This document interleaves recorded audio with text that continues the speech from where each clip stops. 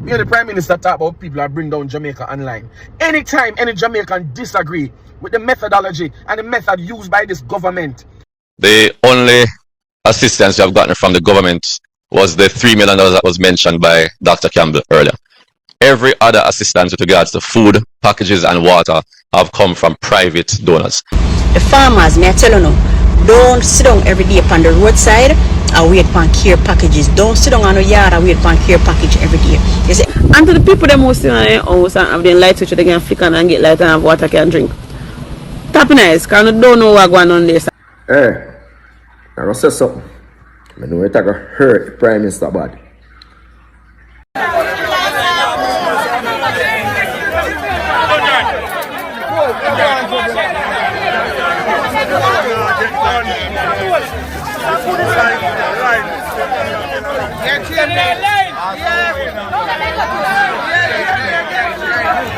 Solidarity Student Exchange Program is where Northwestern Catering is hosting 200 persons, children from the most affected areas to live and go to school in Northwestern Catering for 6 months. In the living context, they will be facilitated by the churches, in particular the Lindsay Pastors Fraternal, and they will be seeking to have homes identified that the students will stay. We're also looking at dormitories, for which we have entities with over 80 dormitory rooms that we will be able to put them in school. The principals have identified the spaces and the grades that they have spaces, and so those particular age groups will be selected. The selection will be by the affected principals and the affected pastors, who would select from among them those who are most in need, both from an education recovery and risk standpoint, but also from a living risk and income inability standpoint.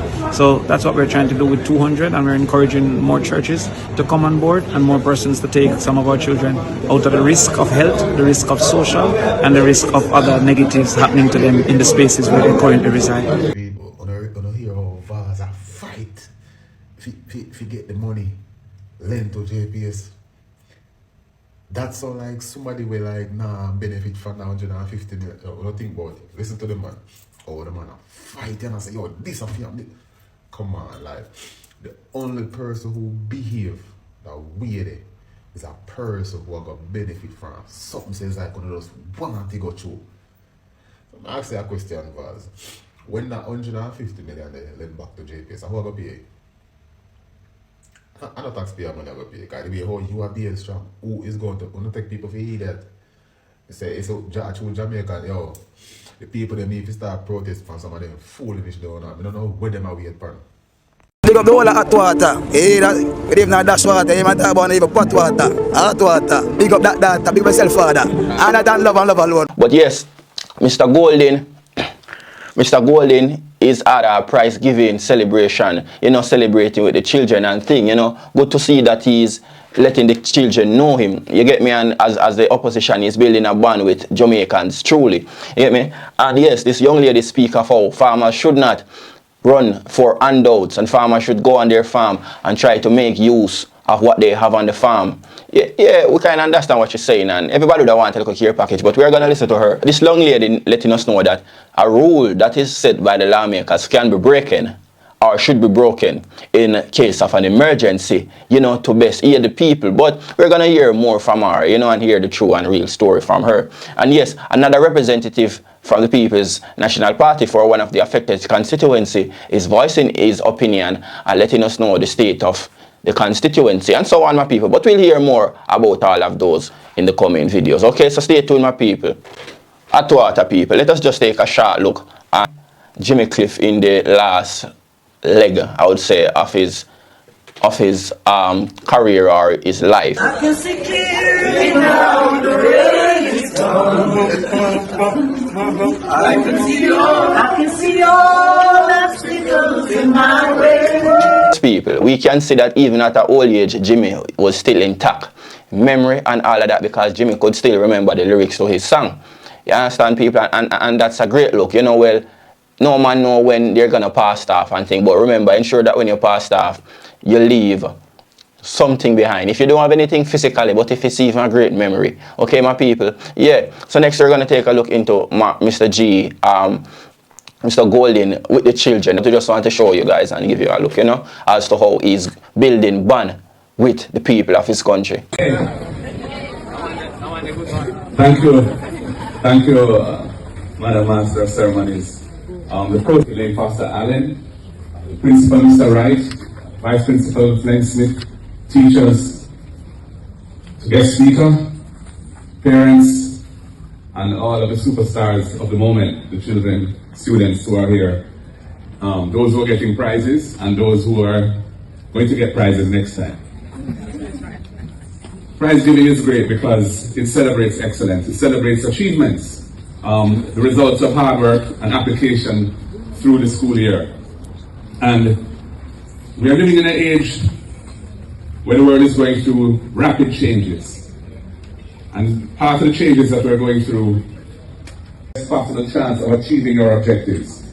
That's very important as well. That is the foundation really of all progress in life, is self-discipline.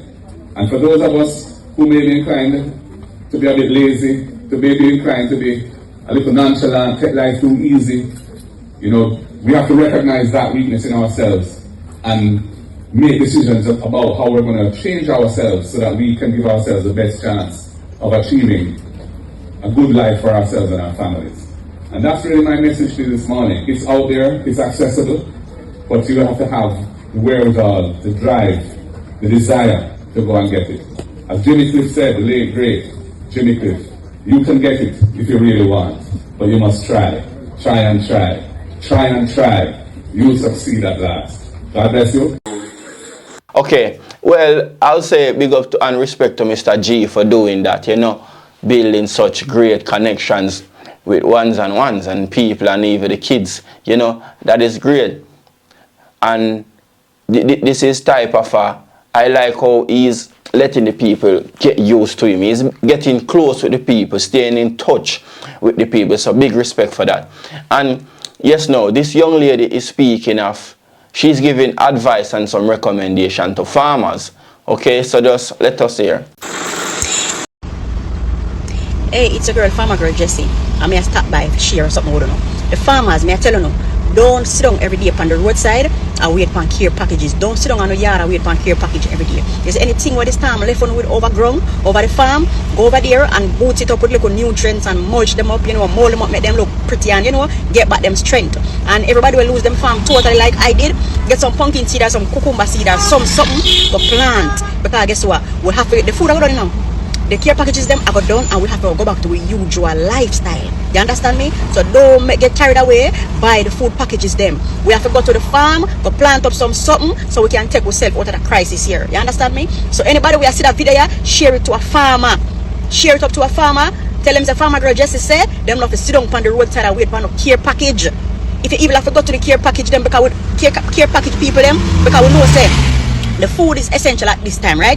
So, here if you have to go to the care package people, them, the health centers, the school, wherever they have the food given out, tell them, say, here now, may I go to the farm, and you know, people can sympathize with people. Tell them, say, here Farmer Brown and whoever gonna farm, so just left 2 care package for we until we come back from farm and we come pick it up and thing. Then we sympathize and have little sympathy, and you know what, do that for you. So, don't sit down on the roadside, don't sit down on your yard, and depend on the free food. Listen, you know, we have to help ourselves in this, you know. We have to help ourselves too. We need help, but we have to help ourselves as well. From your girl, farmer girl Jessie, to another farmer, Look here, watch a video and share it to a farmer here. Big up on yourself. Yeah, so good advice by farmer girl Jessie, because as you know, the agricultural industry is what, you know, feeds the country. And if farmer get lazy and depend on care package, then not go plant nothing. You understand? So that's a very good idea, a very good message. You know, keep the farming going, because in due times that is what is going to help us, you know, or help the people in the affected areas. Well, good advice. I do appreciate what she's saying. So, yes, my people, this young lady is stating that sometimes the law should be breaking in order for just to serve the people's best interests. So, let's hear really what she's saying. The goal is not to turn my page into a political platform. However, I want to share with those who might not be aware that not because you're used to things being done a particular way means that that is the only way. I do understand that in any organization or even a country, you need rules and laws and policies and procedures to either keep order or get things done a particular way. But remember, say, the same people them who create the policies are the same people them we elected. We vote them in. So anything we then create is supposed to benefit we, which we not see. Also, I think that if they're able to create the same rule, they're supposed to can bend it or, you know, dissolve the whole rule completely. Especially in situations that need immediate attention, right? I saw a video last night with a councillor from Central and the mayor, and the councillor was saying, yo, water tank nasty, it's contaminated, what is going on? People want water to drink. The mayor was sitting here looking very unbothered, like, okay, so what? Somebody stood up to explain to the councillor that, you know, they might do certain things, basically explaining the procedure that he's following, you know. And me, I want to be the man, sir, at some point, command sense supposed to kick in, you know. Empathy is supposed to kick in. Fix the immediate problem. And then later, I go buy the books. Water is life, people need water to drink. You can tell me, say, 1 year later, bullfrog are swimming on the water where people are drinking, and you don't feel no way about that.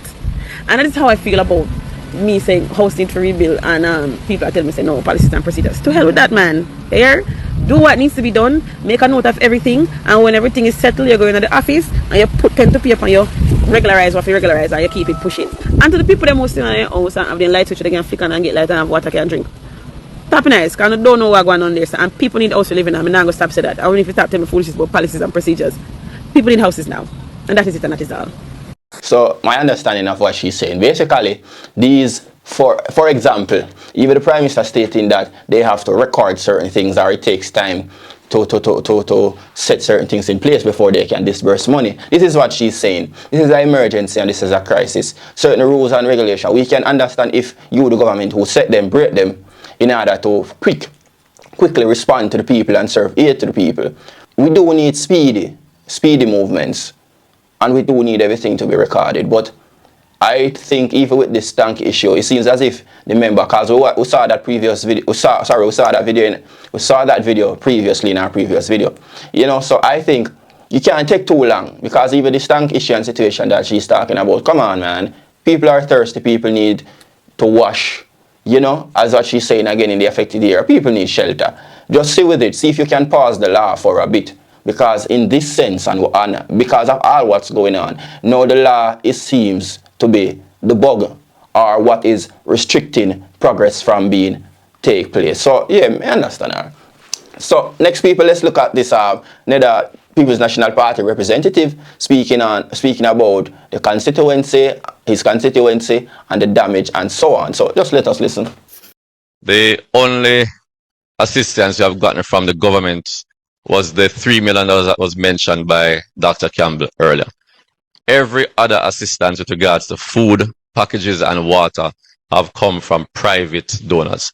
We have to thank all of these persons who have been coming out. There have been major organizations, like, for example, Jim that was mentioned earlier.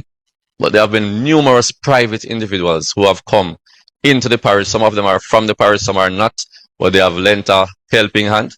And the residents of the constituency have been truly appreciative of what has been done so far.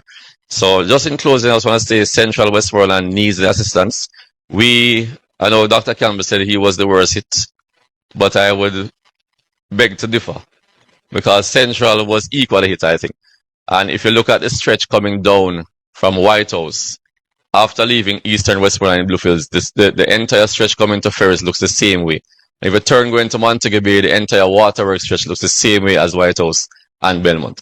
So it was total devastation in the constituency.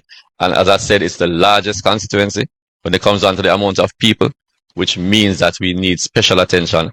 And we're asking everybody who is listening to this press conference that we need as much attention as we can possibly get. So I'm going to say to the residents of the constituency, the whole firm, we will do whatever we can to assist the process. And you can rest assured that your member of parliament will do anything possible to get back on track to where it was before Hurricane Melissa. I thank you. Okay, my people, so great. I like to see how all these people coming out and addressing their people. You know, that they're not like sitting in the back and being scared to come and speak up on what is going on and share their views, because, you know, they are maybe not able to help due to the government not disbursing any money yet for the recovery. But they hold themselves accountable still as representatives of the people and of their constituency, and they came out and they addressed the people. That's good, you know, not letting the people wandering off or leaving the people in panic. Addressing them and assuring them and asserting them. That's good. So yes, people, this teacher now is using a way to demonstrate something to his scholars or his student about some controversial or contradictory statement in the Bible about one man or Solomon having so much wives, I should say mainly, I think it is Solomon, or about kings having so much wives. Well, he's showing them in a way that many would say is not suitable. But I think his demonstration kinds of make it more appealing to bring across the message. But let us look, my people.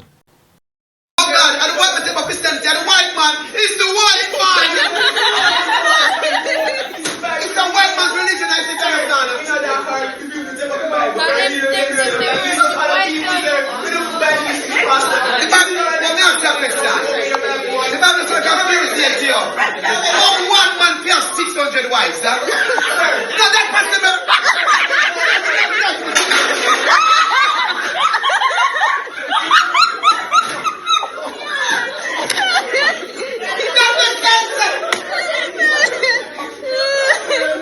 How can I be this in my son?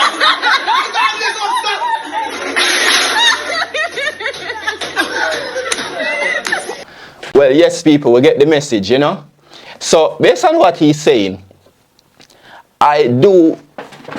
what he's saying is literally common sense, you know, and I realize that much people sometimes don't use common sense because when it comes down to religious context, because they're saying that, hey, this is from God and this book is holy, so everything in it is right. But many of times, you know, what happened, you know, it's not really the context, it's the interpretation, and it's who is bringing across the interpretation. And I think the way he demonstrated, there could not have been a better way to bring it across in order for people to gain, or in order for the students to gain the true understanding. Because why? Common sense shows you that, okay, one man have 600 wives, or Solomon had so much concubines or whatever, or a king have so much woman. Now, what he is saying is common sense. How is that possible?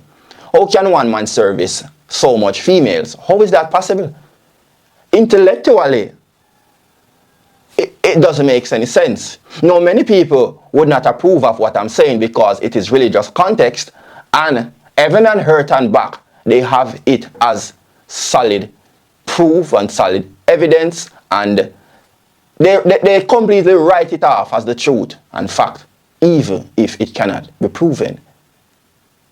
A belief is not most a fact, but a fact is truly true. And that's it, my people. Well, big up to this brother for the way, you know, him carry out the message in order for the students to gain real understanding. Even though many people might not approve of how we do it, but I'm not gonna bash him, you know. Bigger respect to our elder, you know, who can bring across messages in ways that people can comprehend. So simple. Mount Salem in Montego Bay is experiencing now a garbage crisis. Well, Kingston know what that feels like or what that is. So I'll say sorry Mount Salem or Montego Bay, but welcome to the garbage crisis crew. So let's hear what this lady is saying about the garbage situation in Mount Salem. This is Mount Salem garbage heap, and it's been here for almost 2 weeks. And with things like these, things can break out. People can get sick for passing by and inhaling this. In a crisis like this, we're supposed to be able to get garbage trucks. Money are running out of the country. Money is being donated in different areas, all aspects of things. We're supposed to can get this clean up, man. Look there. Guys, we need some assistance in Mount Salem. It don't look good. You see, them say, you know, you never can tell or you never really know or truly understand unless you're in the situation. The lady said people can get sick from it. Well, ask Kingston people, especially West Kingston people, because that's something they have been used to and have been going through for years. It's not healthy for true. Truly, it's not healthy. But you see, she's crying.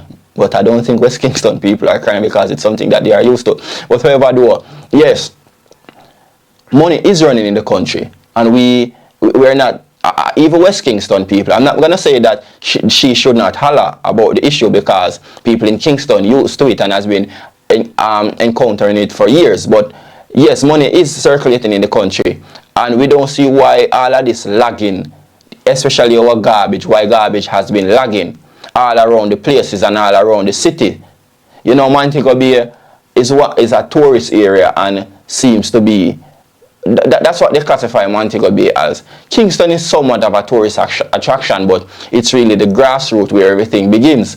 And now to see a mobile like this is very atrocious. I'll say to the leaders, you know, it seems as if, I wonder how long that is going to stay there for, because we're used to it for staying there for a long time, for months in Kingston.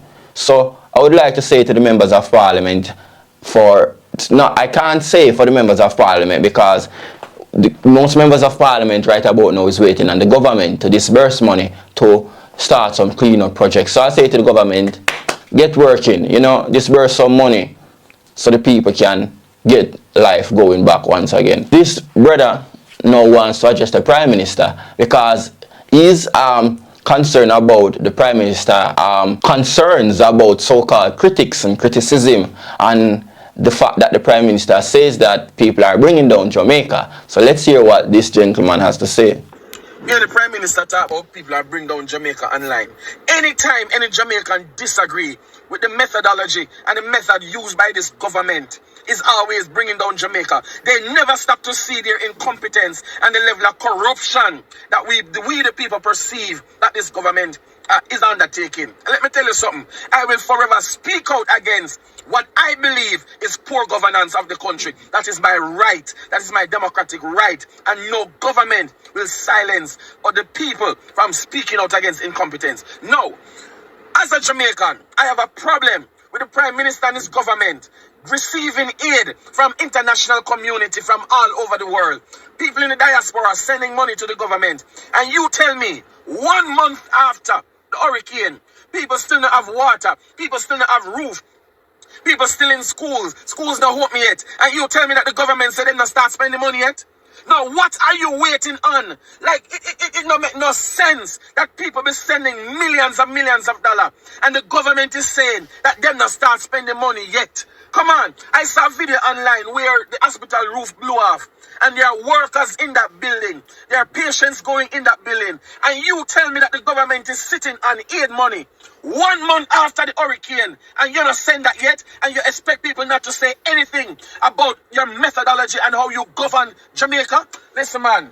Listen, Jamaica, I am upset because at the end of the day, you can't tell me, say, you get money and you don't know how to spend it. There is a need. There's so many people. There's so many things. There's so many schools that need to rebuild. So many hospitals need to rebuild. And you tell me that you're moving at snail pace with the recovery money that you get from, and me said that.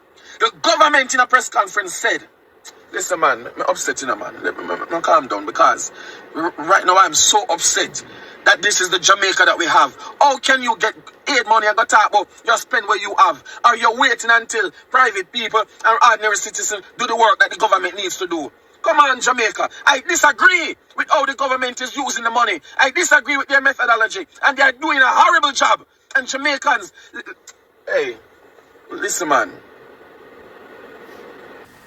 All right, so people, based on what he's saying, and based on what a young lady said previously about breaking certain laws in order to quickly and best aid the people, this assessment which they claim that they are doing, which is taking them so long to spend the money, what this man say now,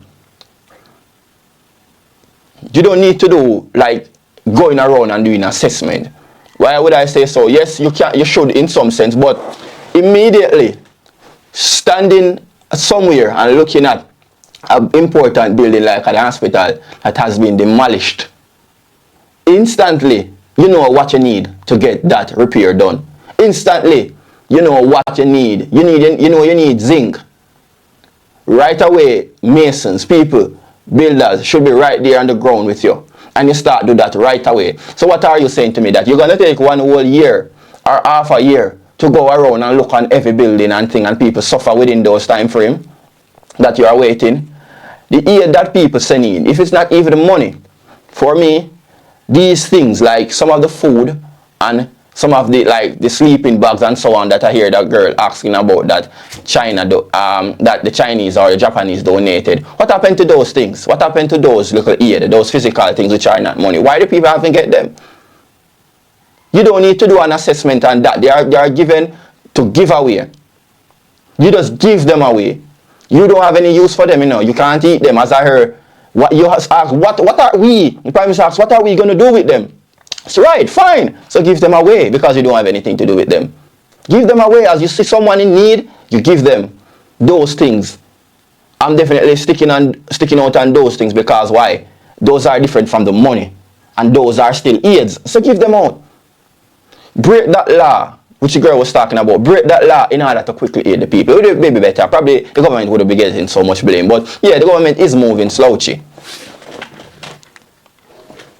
This next man is letting the Prime Minister knows that he says he's going to say something that caused the Prime Minister to get vexed. He's also stating that, letting the Prime Minister knows that international bodies track whatever they have given us for relief support. So he's going to speak on a small matter of things, but let us listen to him. Hey, I say something. I know it's going to hurt the Prime Minister body. But to you, Sir Andrew Michael Holness, when international body send aid from their country, you don't know so them follow it up, then track it, and see if it and do what them send it for do. You never know that. You never know so journalists come and check. You never know so other people are going to come and check when that man knows who them is. I go fly in and fly out. I don't believe a normal tourist them. You never know that. Alright, see you say you can't reach the people them in some of the community them or in the community them because they are still maroon. I see international people come and I walk around them and I distribute things. You know who them is? You know who them is? The only thing these people say right now, you are corrupt. You don't care about the people them. And I don't know if you watch the news, American news. And I don't know if you're intelligent enough to see them and tell you that you're one of the wickedest thing and you're a corrupt person. I don't know if you watch it and have insight, intelligence, insight to see what the people must say. Intelligent about you, that you are so corrupt and wicked in your administration. Go and go back to school. That doctorate that way you have, go study for it. That you can dissect certain things and understand international people when they might tell you something, they might criticize you intelligently. And you come and smile and laugh up with the people and laugh up with them like you even not see your dirty ways. You even see you're not good. You even see you're evil. Brother, you're one of the worst things the world ever seen. The worst prime minister that led a country that the world have ever placed eyes on. Trust me, I mean, I bet you that. Vision 2030. So sometimes he's in the House of Parliament and he's laughing at the people. I just think it's not much of him don't care. It's just much more of him know what he wants and what he's going towards, and that's Vision 2030. And that money, and all these money that he get, is just towards Vision 2030. So no matter what they say, nobody's gonna get me down. Remember that? Yeah, nobody's gonna get him down because he's focused on Vision 2030, and the cries are falling on deaf ears. He has his plan and he wants to see Vision 2030 come to life. So all we're crying and wheeling and weeping and mourning. Leave in the comments what you definitely think is going on, because I'm just saying, you know, I don't know my people, but leave in the comment what you think is going on. But anyway, thank you for staying tuned and thank you for coming back.